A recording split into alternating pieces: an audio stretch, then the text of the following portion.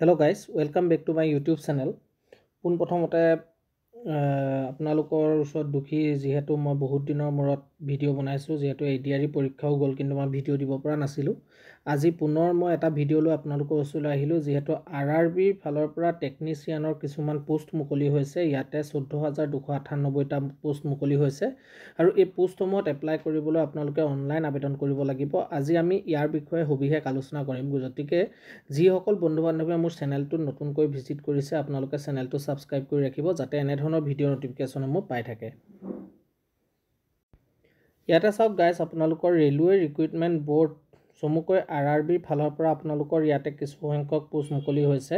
আৰু এই পোষ্টসমূহৰ apply last date হৈছে অক্টোবৰৰ 16 তাৰিখ আৰু এটো ministry of railway government of ইণ্ডিয়াৰ ফালৰ পৰা এই ভেকেন্সিসমূহ আহিছে গতিকে আমি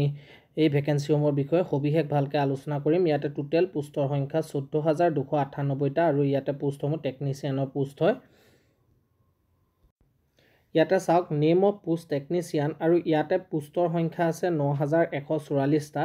আৰু টেকনিচিয়ান গ্ৰেড 1 সিগনেল ইয়াতে পোষ্টৰ সংখ্যা হৈছে 10092টা পোষ্ট সৰি 1092টা পোষ্ট আৰু ইয়াতে আপোনালোকৰ টেকনিচিয়ান গ্ৰেড 3 পোষ্ট আছে 8052টা পোষ্ট আৰু টেকনিচিয়ান ওয়াৰ্কশপ এণ্ড প্ৰডাকশন ইউনিটৰ পোষ্ট আছে আপোনালোকৰ ইয়াতে 5154টা পোষ্ট আৰু ইয়াতে আপোনালোকে মন কৰক নং অফ পোষ্ট আন্ডাৰ আৰআৰবি গুৱাহাটীত ইয়াতে আৰআৰবি গুৱাহাটীৰ আন্ডাৰত আছে 305টা পোষ্ট ইয়াতে টেকনিচিয়ান গ্ৰেড 1 সিগনেলৰ পোষ্ট আছে 6টা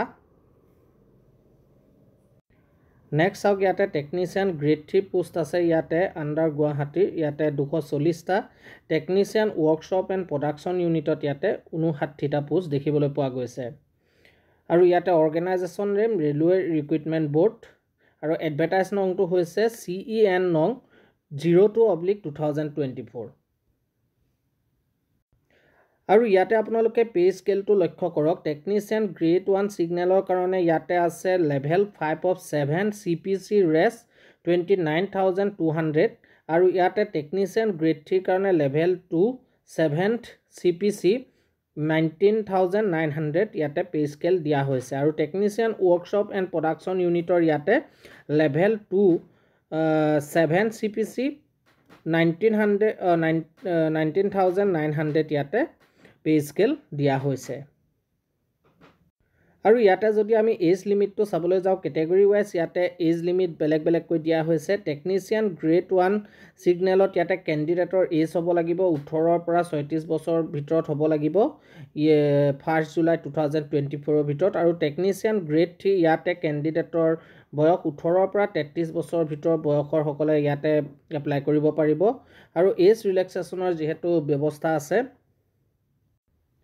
ইয়াতে আপোনালোকে চাই লওক OBC NCL ইয়াতে 3 বছৰ এজ ৰিলেক্সেশন দিয়া হৈছে SC ST ইয়াতে আপোনালোকৰ 5 বছৰ এজ ৰিলেক্সেশন দিয়া হৈছে PWBD আনৰিজাৰ্ভ আৰু EWS ৰ ইয়াতে 10 বছৰ এজ ৰিলেক্সেশন দিয়া হৈছে PWBD OBC আৰু NCL ইয়াতে 13 বছৰ এজ ৰিলেক্সেশন আছে PWBD SC ST ইয়াতে 15 বছৰ এজ ৰিলেক্সেশন দিয়া হৈছে আৰু ইয়াতে আপোনালোকে চাওক টেকনিচিয়ান গ্ৰেড 1 সিগনেলৰ কাৰণে আপোনালোকৰ এডুকেশনাল কোৱালিফিকেশন বেচেলৰ ডিগ্ৰী হ'ব লাগিব science in physics electronics computer science information technology এনে ইয়াতে আপোনালোকৰ কোনো এখন ইনষ্টিটিউট বা ইউনিভাৰ্সিটিত আপোনালোকে ইয়াতে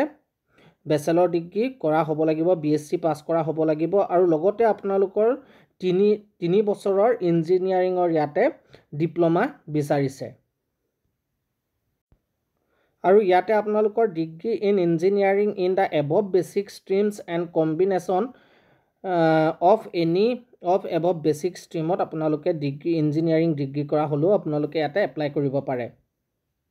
নেক্সট আপোনালোকে ইয়াতে চাই লওক টেকনিচিয়ান গ্ৰেড 3 আপোনালোকৰ ইয়াতে মেট্ৰিকুলেশ্যন অৰ্থাৎ মেট্ৰিক পাছ হলে আপোনালোকে এপ্লাই কৰিব পাৰিব SSLC plus IIT recognised institute NCVT আৰু SCVT ক'বাত আপোনালোকে IIT কৰা হ'ব লাগিব সৰি ITI কৰা হ'ব লাগিব আৰু ইয়াতে আপোনালোকৰ or matriculation SSLC plus course complete act apprenticeship in the trades mention above তাৰপিছত ইয়াতে চাওক আপোনালোকে টেকনিচিয়ান ৱৰ্কশ্বপছ এণ্ড প্ৰডাকশ্যন ইউনিটত আপোনালোকৰ ইয়াতে মেট্ৰিকুলেশ্যন লগতে SSLC plus ITI from recognise institution NCVT বা SCVTত আপোনালোকে ITI কৰা হ'লে ইয়াতে আপোনালোকে এপ্লাই কৰিব পাৰে আৰু এই পদসমূহত এপ্লাই কৰিবৰ বাবে আপোনালোকে আপোনালোকে এপ্লিকেশ্যন ফিজ দিব লাগিব ইয়াতে SC STৰ কাৰণে 250 টকা এক্স সাৰ্ভিসমেন 250 অৰ্থাৎ সকলোৱে এক্স সাৰ্ভিসমেন 250 আৰু বাকি এই সকলো 250 অৰ্ডাৰ যিসকল অৰ্থাৎ আনৰিজাৰ্ভ যিসকল ক্যান্ডিডেট তেওঁলোকে ইয়াতে আপোনালোকৰ 500 কৈ এপ্লিকেশ্যন ফিজ জমা কৰিব লাগিব আৰু এই পদসমূহৰ বাবে এপ্লাই আপোনালোকৰ 2 অক্টোবৰৰ পৰা আৰম্ভ হৈ গৈছে আৰু ইয়াৰে লাষ্ট ডেট হৈছে 16 অক্টোবৰ গতিকে